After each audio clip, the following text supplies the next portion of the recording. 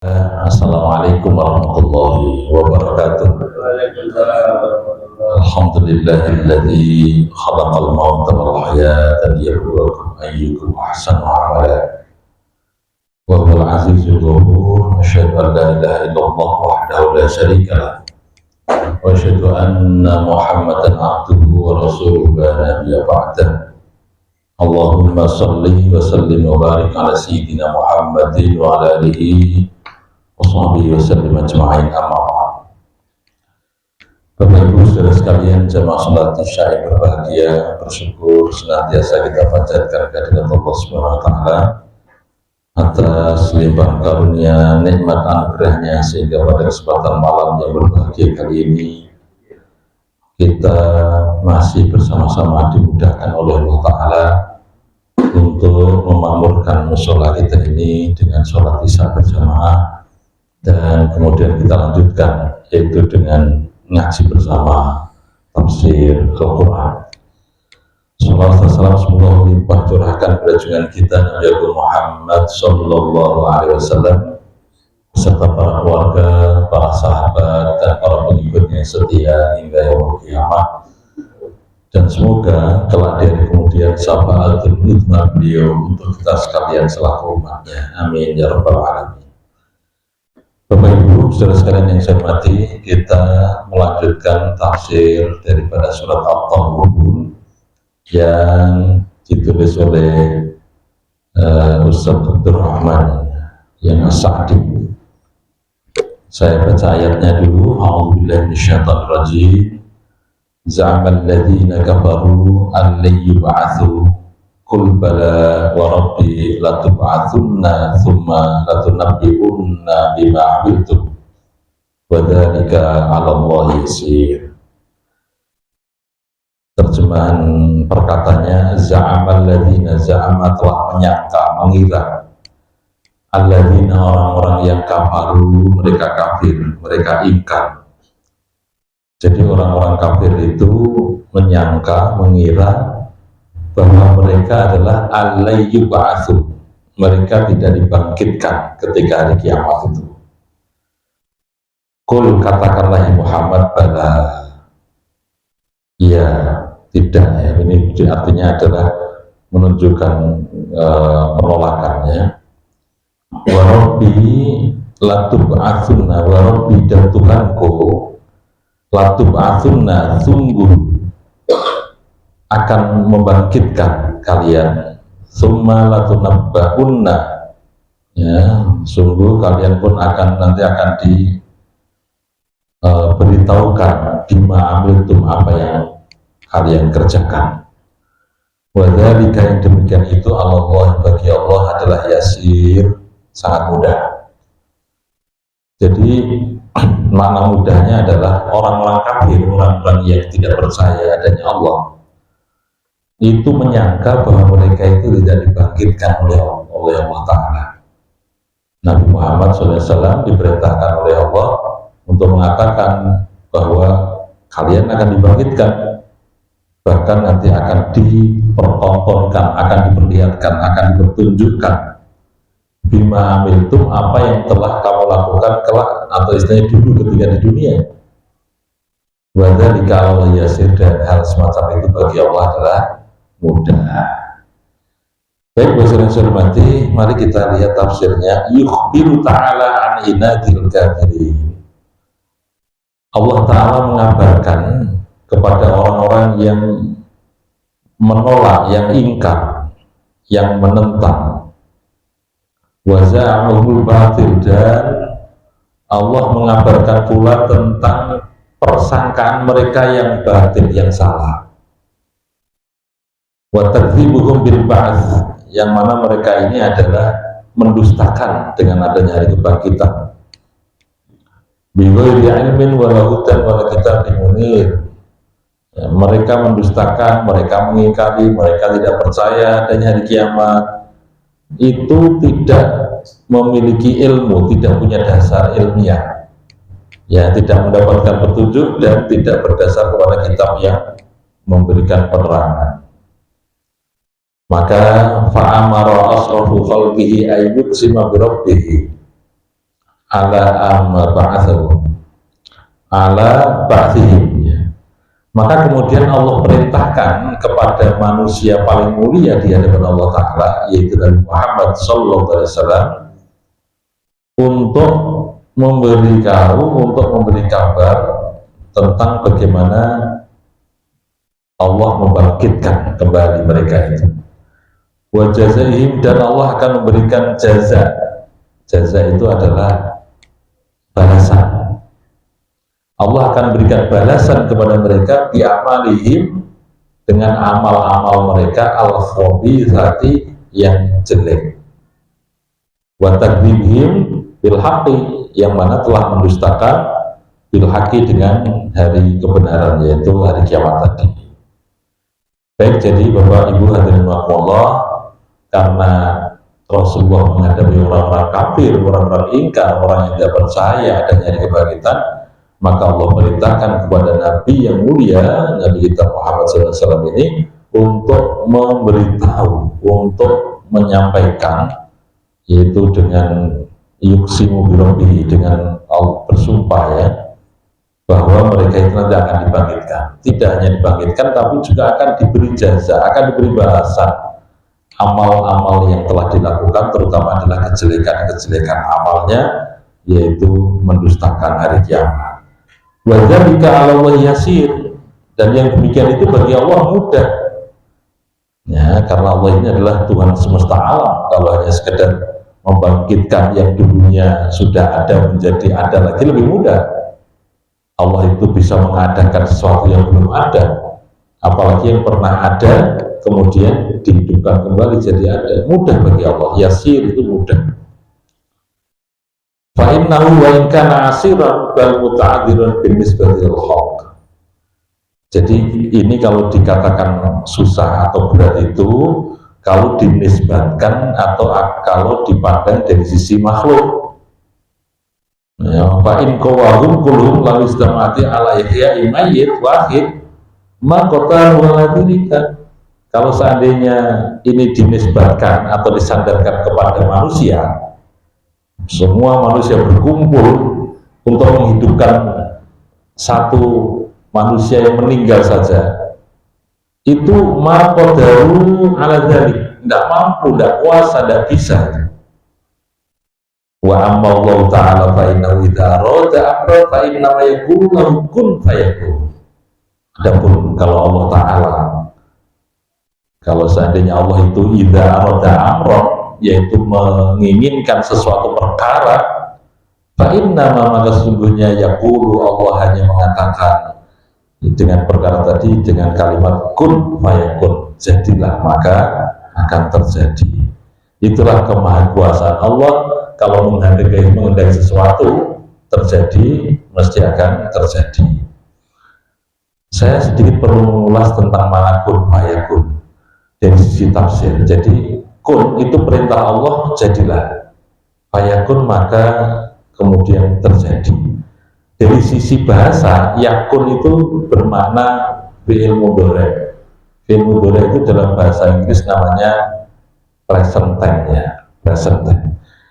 Ternyata kalau kita lihat di dalam kaidah tafsir, kalau maknanya adalah sifatnya fi'il mudhari', itu butuh proses. Jadi kun fayakunnya Allah itu bisa seketika itu jadi terjadi, tapi juga bisa juga melalui proses, melalui sebab akibat lebih dahulu. Seperti Allah menurunkan yang namanya musibah banjir bandang.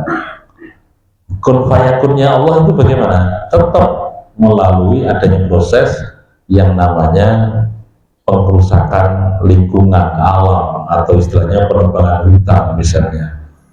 Jadi dari sisi kerusakan alam yang dilakukan oleh umat manusia, maka fayakunnya Allah adalah terjadi yang namanya banjir bandang. Begitu juga, begitu mudahnya Allah menghendaki satu musibah menimpa kepada seorang, itu pun juga Allah adalah mudah baginya. Saudara sekalian, Bapak yang saya hormati, ada ayat yang lain yang di luar surat At-Taghabun ini, yaitu Allah berfirman, qala ta'ala wa nufikha fis-suri fasa'iqa man fis samawati wa man fil ardh. Kalau sangkakala daripada trompetnya malaikat siapa? Israfil ya, ditiup gitu ya, fasa'iqa man fis samawati wa man fil ardh, maka akan ini pekakan itu telinganya sampai kemudian mati siapa yang ada di langit dan siapa yang ada di bumi, illa man Allah, kecuali yang Allah kehendaki. Jadi kalau ada sangkakala nanti ditiup oleh malaikat Israfil ya, ingat ya, Israfil ya, bukan kalau yang pencabut nyawa yang mana siapa? Israfil. Tapi kalau yang peniup trompet sangkakala namanya Israfil. Nah, itu cara menghafalnya kalau dulu saya masih sekolah itu. Israfil, fil itu sama dengan trompet, nah, gitu ya, gampang. Jadi ngapalkannya gampang. Kalau Israfil baru yang mencabut nyawa. Jadi ketika ditiup sangkakala yang pertama itu, maka siapapun yang di langit dan siapapun yang di bumi itu semuanya mati, meninggal dunia. Illa man Allah, kecuali yang Allah kehendaki. Kita nggak tahu siapa yang dikehendaki Allah. Ada makhluk yang nggak mati, kita nggak tahu ya.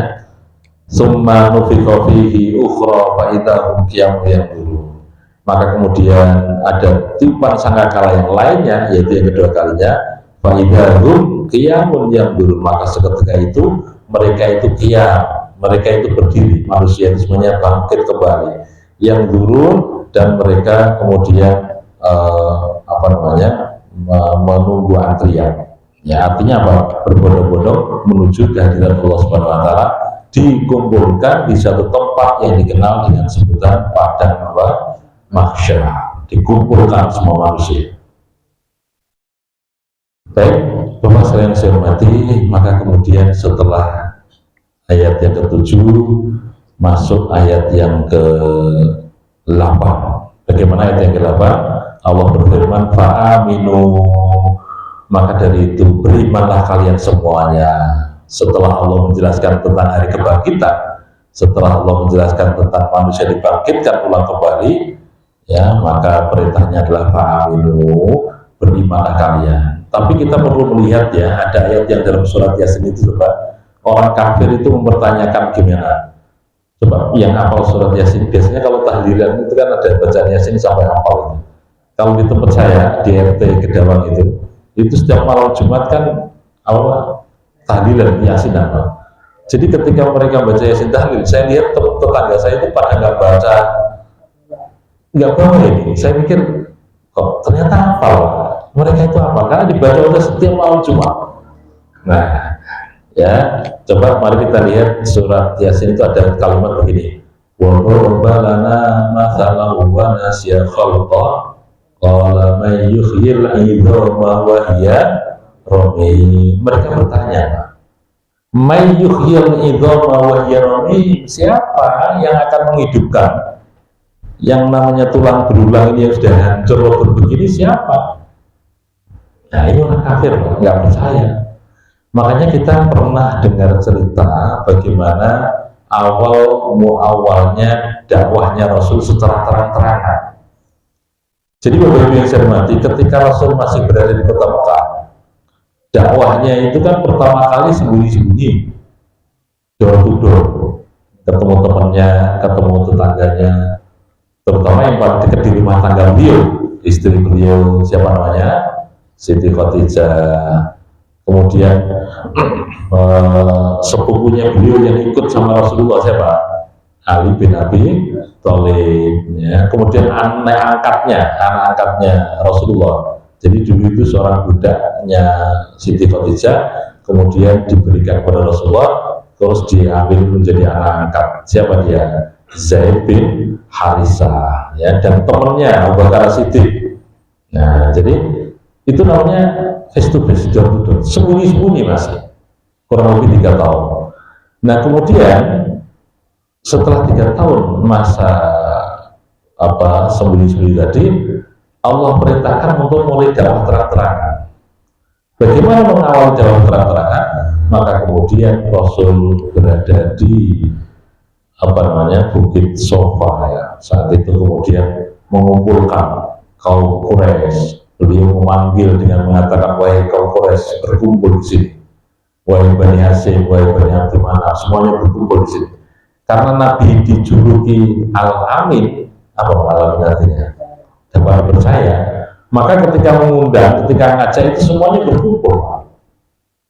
Jadi saat itu masih belum beriman kepada Kanjeng Rasul, tapi tetap manut atau percaya apa yang disampaikan oleh baginda Rasul. Kumpul semuanya itu. Ya, berada di bukit pada saat itu. Nah, kemudian Rasul menyampaikan dengan sabdanya, ya, bahwa apakah engkau percaya kalau seandainya ada sekelompok orang di balik bukit ini kemudian menyerang kita, maka mereka mengatakan percaya karena selama ini engkau tidak pernah berdusta, kan? Engkau adalah Alamin, orang yang dapat percaya. Ya, kemudian menceritakan apa saja dikatakan tetap disepakati, saya percaya, kami percaya. Baik, kalau engkau percaya bahwa saya ini akan menyampaikan sesuatu hal yang penting, yaitu bahwa diriku ini diutus oleh Allah menjadi Rasulullah, menjadi utusannya Allah, dan nanti kita ya akan dibangkitkan kembali oleh Allah Subhanahu wa taala setelah meninggal dunia. Nah, perkataan seperti ini, Pak, tidak semuanya orang-orang ini menerima, yaitu karena tidak masuk akal. Salah satu yang nggak menerima dan itu sangat menentang dakwahnya Rasul, padahal sebelumnya sayang, Pak, yaitu paklenya sendiri yang namanya Abu Lahab. Abu Lahab itu paklenya beliau yang saat Rasul masih kecil itu cinta dan sayangnya sama Rasulullah itu luar biasa.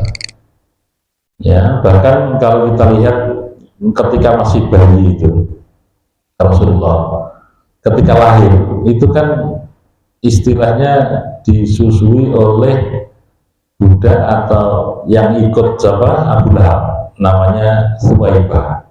Jadi Thuwaibah ini seorang wanita yang menyusui Rasulullah yang pertama kali sebelum diberikan kepada Ibu Halimah As-Sa'diyah. Ada tradisi kebiasaan di Mekah pada saat itu, yaitu anak yang baru lahir itu setelah disusui, setelah lahir diupain ibunya sebentar, kemudian disusui oleh ibu yang memang jasa menyusui. Dan hikmahnya Rasulullah saat itu ternyata setelah disusui oleh Thuwaibah, kemudian disusukan di Bani Sa'ad namanya Halimah As-Sa'diyah, Pak, ya, di tempat pedesaan paling dalam.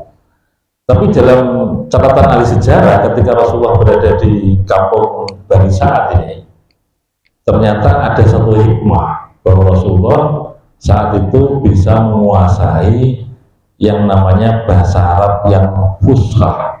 Fushah itu artinya bahasa Arab yang masih murni, belum terkontaminasi dengan bahasa-bahasa non-Arab. Kalau sudah di sentral kota Mekah, itu sudah bahasa campuran sudah ada, tapi kalau di Bani Sa'ad itu di dusun masih murni bahasa Arabnya. Jadi itu hikmahnya oleh ahli sejarah ditulis seperti itu.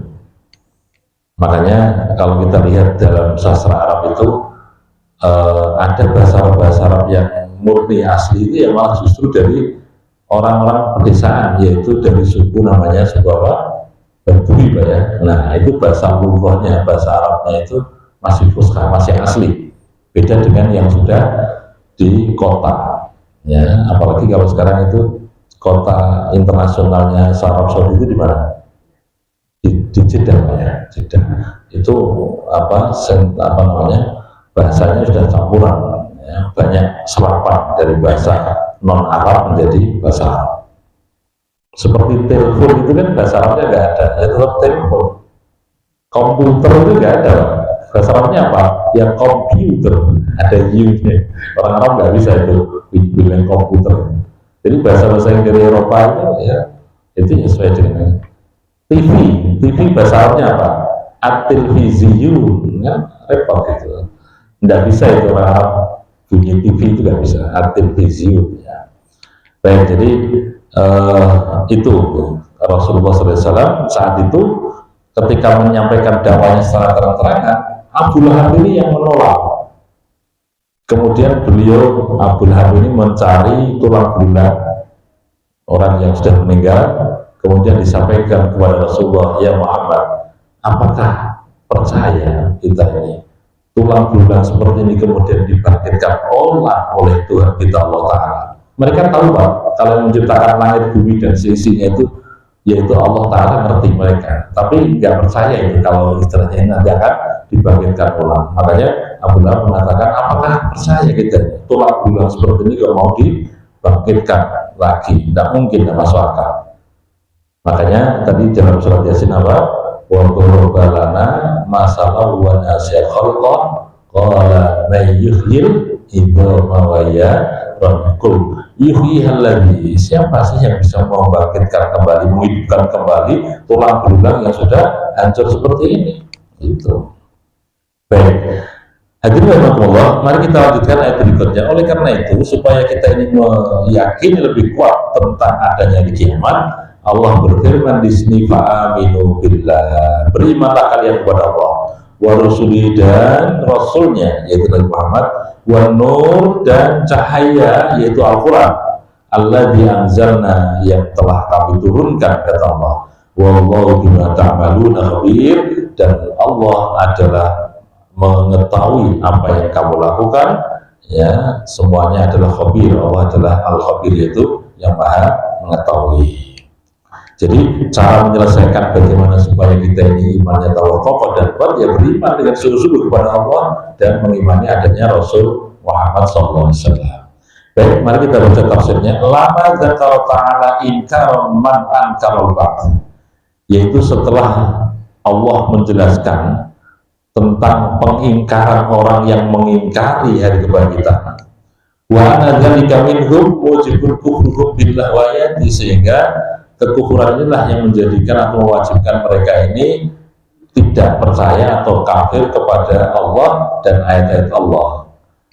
Amara bima yuksimu minal halakah wasyaqa, maka Allah memerintahkan, ya, kepada Rasulullah SAW ini itu bagaimana supaya terjaga, supaya terlindungi dari kehancuran dan kenistaan. Apa itu? Wa huwa al-imanu billah wa rasulihi wa kitabihi, yaitu dengan iman kepada Allah, iman kepada Rasulullah, dan percaya kepada kitab yaitu Al-Quran, supaya kita selamat nanti dari kiamat. Ya, ini konsepnya tiga ini: iman kepada Allah, percaya kepada Rasulullah, dan kemudian meyakini isi kandungan kitab sucinya yaitu Al-Quranul Karim yang pada malam hari ini kita kaji ini. Wasamahullahu nuran, Allah memberi nama Al-Quran itu dengan nuran, yaitu cahaya. Fa innan nur diddudz dzalam, karena sungguhnya cahaya itu adalah lawan kata daripada kegelapan. Wa huwa bil kitabillazi anzalallahu minal ahkam wasyara'i wal akhbar. Ya, jadi apa yang ada di dalam kitab yaitu Al-Quran itu, di dalam isinya Alkitab yaitu Al-Quran, itu adalah isinya tentang hukum-hukum, syariat-syariat Allah, wal akhbar, dan kabar-kabar. Jadi informasi sejarah masa silam ada di dalam Al-Quran. Syariat-syariat yang ada, yang belum ada dalam Al-Quran, hukum-hukum ya ada dalam Al-Quran. Anwarun yuhtada bima fi dzulumatil jahil mudlam. Jadi akan memberikan cahaya, memberikan hidayah, memberikan petunjuk, ya, yaitu dari kegelapan ke gelap gulita. Wa yumsi biha fi handasil lail, dan juga akan membimbing untuk bisa berjalan di kegelapan malam. Wa masiwal ihtida bi kitabillah, ya, dari apa-apa yang selain petunjuk kitab Allah yaitu Al-Quran, faya ulumun daruruha aktsar min al-iman, maka dia adalah mandorotnya, kejelekannya itu lebih banyak daripada manfaatnya. Artinya apa? Petunjuk-petunjuk yang selain daripada Al-Quran berarti mandorotnya, bahayanya lebih banyak daripada manfaatnya. Wa syarruha aktsaru min khairiha, kejelekannya lebih banyak daripada kebaikannya. Balla khairu fiha wala, bahkan tidak ada kebaikan dan kemanfaatan pun illa ma wafaqa majadi rasul, kecuali yang sesuai, yang cocok, yang sama ya, yaitu dengan apa yang disampaikan baginda Rasul sallallahu alaihi wasallam. Wal imanu billah wa rasulihi wa kitabihi yaqtadil jazmul ta'am wal yaqinu shadiq biha.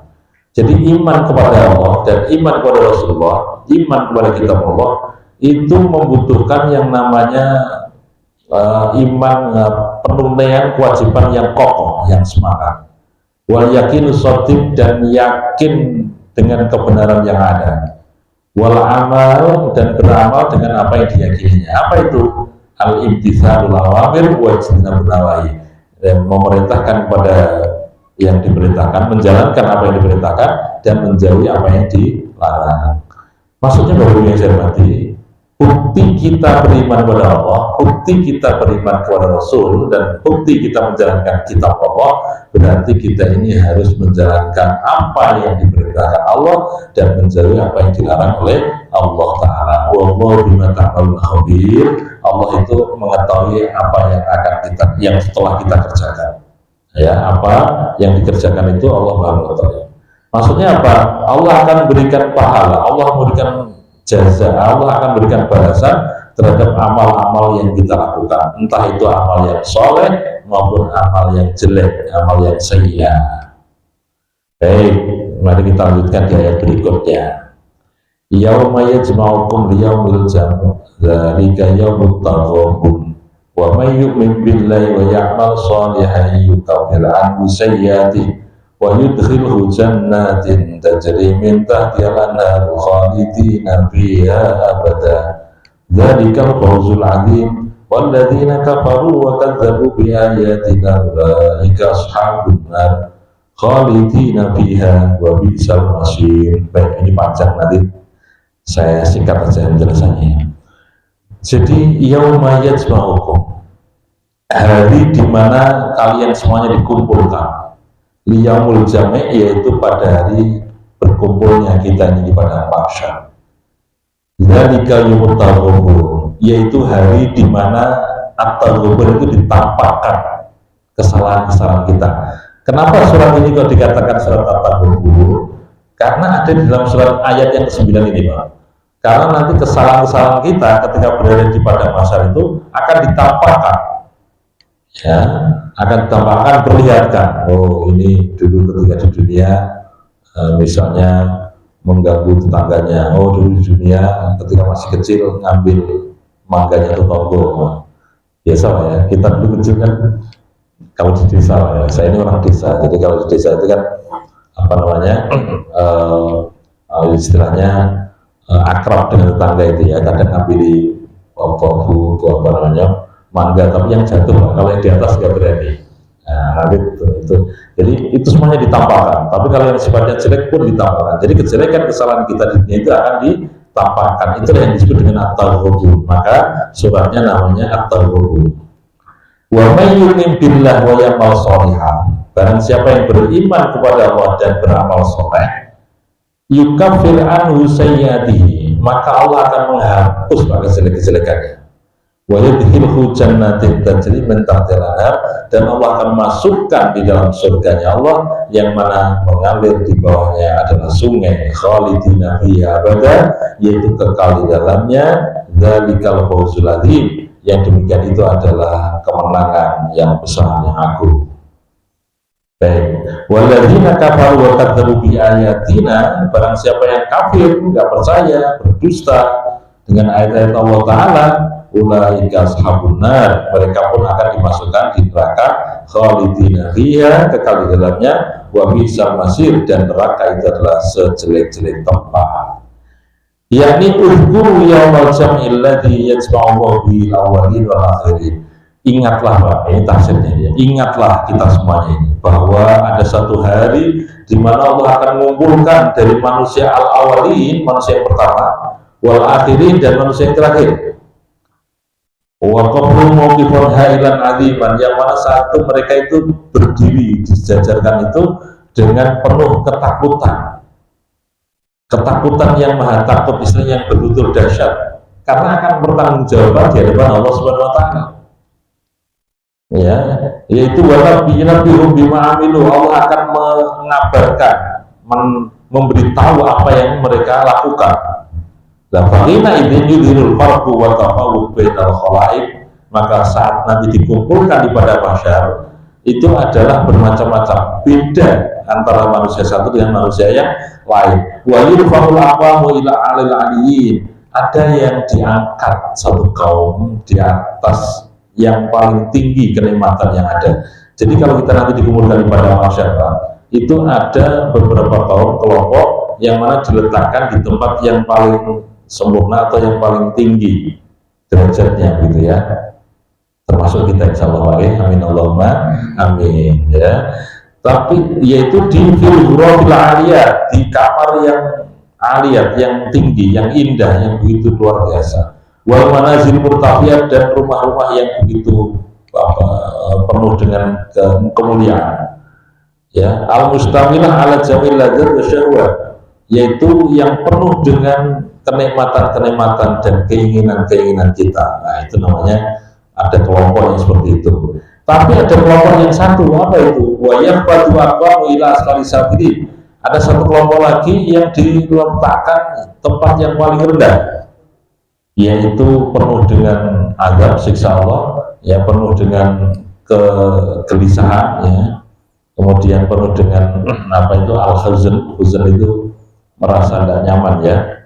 Wadzalika natijah ma qadamu li anfusihim. Ini menjadi kesimpulan apa yang telah dikerjakan, yaitu ketika hayatihim, hidup mereka. Nah, itulah yang disebut dengan yaumut taghabun, yaitu hari ditampakkan amal-amal yang telah kita lakukan, kesalahan kita. Ayyudhiru fihi at-taghabun wa tafawud bainal khalaik wa yubbarul mu'minul fasikin wa yurabul majrumin annahum ala ghairi syai'. Jadi nanti ketika yaumut taghabun tadi, hari ditampakkan semua amal yang negatif, yang jelek itu, di situ orang yang berbuat negatif jelek itu akan merugi, ya, karena ternyata kok semuanya bisa ditampilkan oleh Allah Ta'ala. Dan ternyata Pak, di akhir zaman ini kita saksikan Allah sudah memberikan semacam informasi bocoran, ya, yaitu setelah ditemukannya oleh manusia yang namanya CCTV, Pak, ya, yang bisa merekam.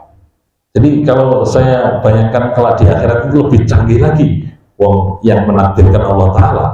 Jadi apa yang kita lakukan di dunia ini itu direkam semuanya, ya, oleh Allah Subhanahu Wa Ta'ala melalui malaikatnya Raqib dan Atid, dan nanti akan ditampakkan, akan disampaikan, ditunjukkan apa yang kita lakukan di dunia itu betul-betul jelas. Ya, jadi itu terlihat sekarang ini di dunia teknologi, ya, manusia bisa menciptakan yang namanya CCTV. Itu artinya kan sudah dilakukan seminggu yang lalu misalnya, itu filenya bisa dibuka, ya, dan ditunjukkan di hadapan orang dalam mengetahui apa yang dilakukannya.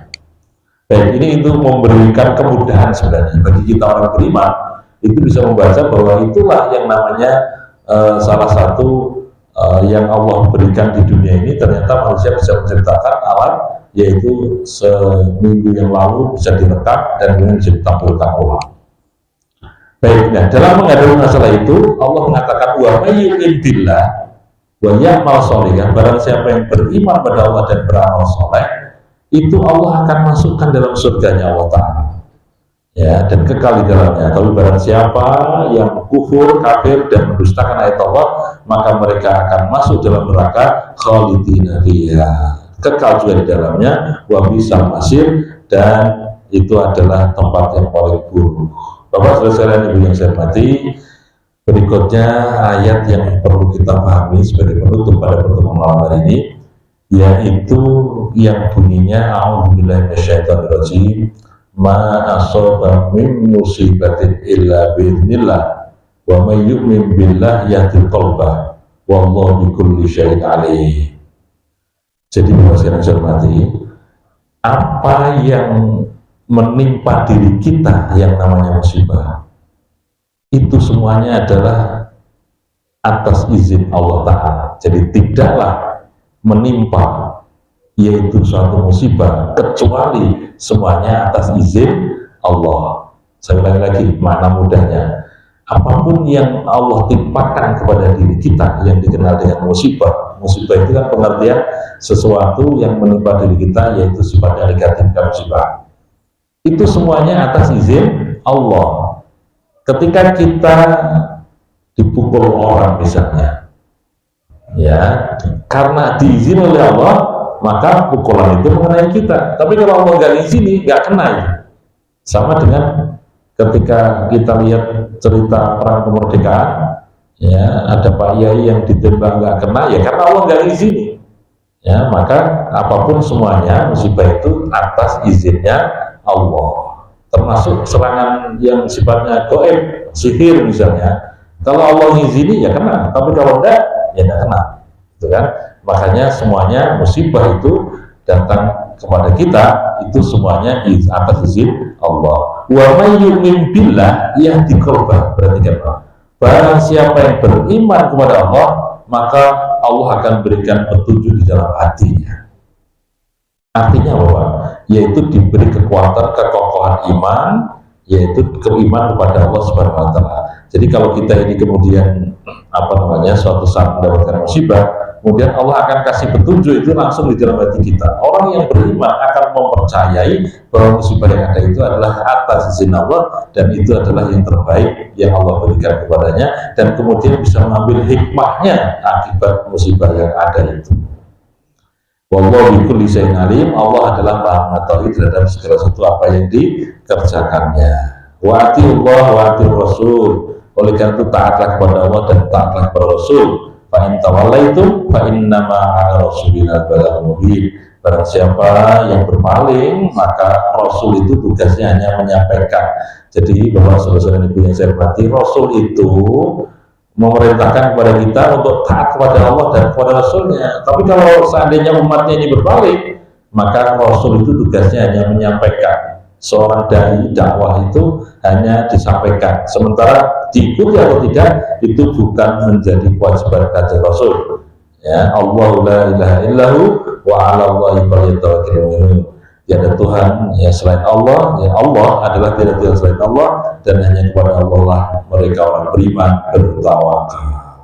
Bapak Ibu hadirin rahimakumullah, ayat ini menjadi akhir pada malam hari ini yang jelas memberikan pemahaman bagi kita sekalian bahwa kita semuanya ya kalau mendapatkan suatu masalah musibah semuanya atas izin Allah, dan ketika kita menjadi orang beriman maka Allah akan kasih itu gambaran atau informasi keteguhan iman kita dengan masalah musibah yang ada, dan kemudian bisa mengambil hikmah yang ada bahwa semuanya adalah baik untuk diri kita, sehingga timbul sifat yang kita miliki, yaitu sifat sabar terhadap musibah masalah yang ada. Demikian Bapak Ibu hadirin rahimakumullah yang dapat kami sampaikan, semoga ada manfaatnya dan kita bisa ketemu di pertemuan yang datang. Kalau ada pertanyaan nanti kita di akhir berbicara. Kurang lebihnya minta maaf. Alhamdulillah. Assalamualaikum warahmatullahi wabarakatuh.